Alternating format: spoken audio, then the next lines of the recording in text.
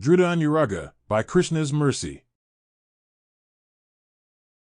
बिनु सत्संग न हरिकथा तेहिं बिनु मोह न भाग। मोह गए बिनु रामपद होई न दृढ़ अनुराग। Quote, without satsang, it is not possible to hear Hari-katha. Without Hari-katha, it is not possible to be free from delusion.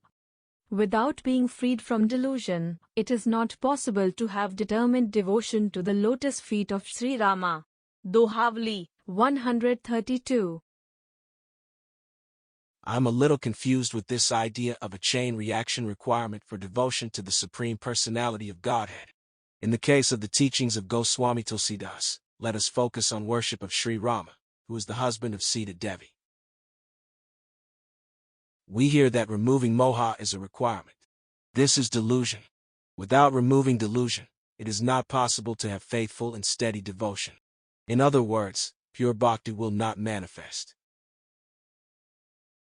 Okay, but I thought devotion is the one kind of yoga not influenced by external factors. It is supposed to transcend time and circumstance in the same way that God himself distributes his influence everywhere. From the priest to the ant, from the respected member of society to the thief, every person and every space has the presence of Almighty God. I understand that you generally don't want to be deluded. You want to see things clearly. You want to know things as they are. But how does that relate to devotional service? The Sanskrit terms are Dridha-Anuraga. There is mention of a similar concept within Bhagavad-gita. Dridha-Vrata means a vow that is steady. It cannot be broken. It is as strong as the vow of King Janak to marry his daughter off to the person who can raise the sacred bow of Lord Shiva. That vow is as immovable as the bow itself.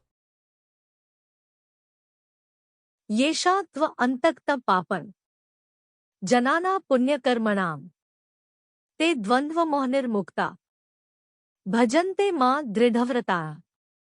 Quote, persons who have acted piously in previous lives and in this life, whose sinful actions are completely eradicated and who are freed from the duality of delusion, engage themselves in my service with determination. Lord Krishna, Bhagavad-gita, 7.28. Dridha-Anuraga is the same concept. It is attachment with determination. It is following without hesitation. It is allegiance flowing in a steady manner, in the way of Sita Devi herself, who describes her love for Rama as Anyavrata. महागिरिमिवाकम्प्यन् Mahendra सदृशं पतिम् महोद्धिमिवाक्षोभ्यमहन् रामं नुव्रता.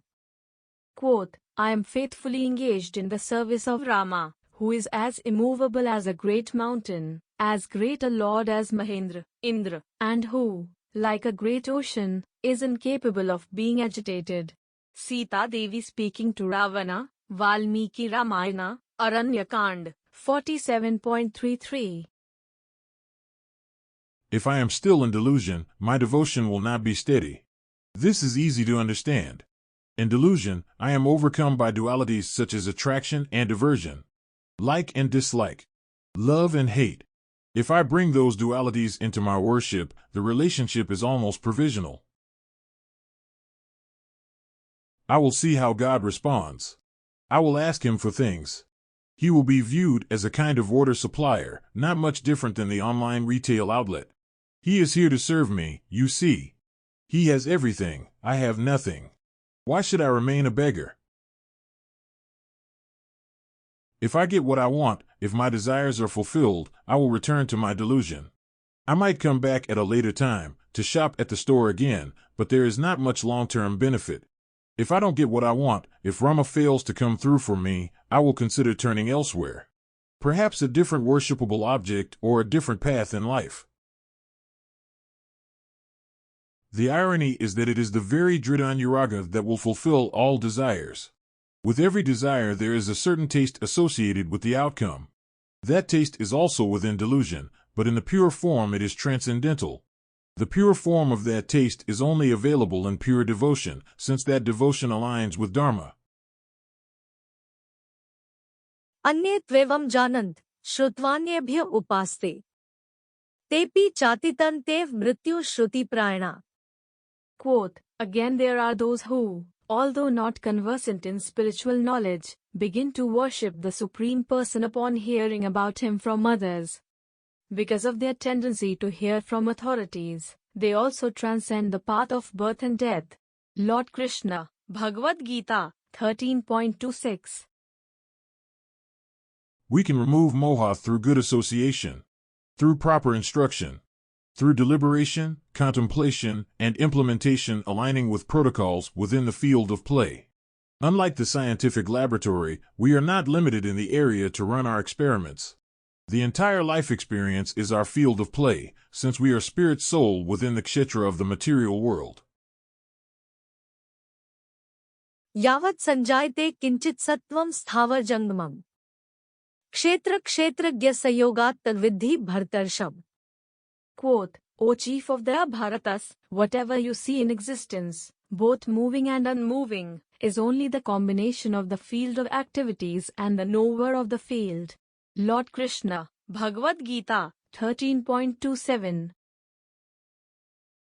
In closing,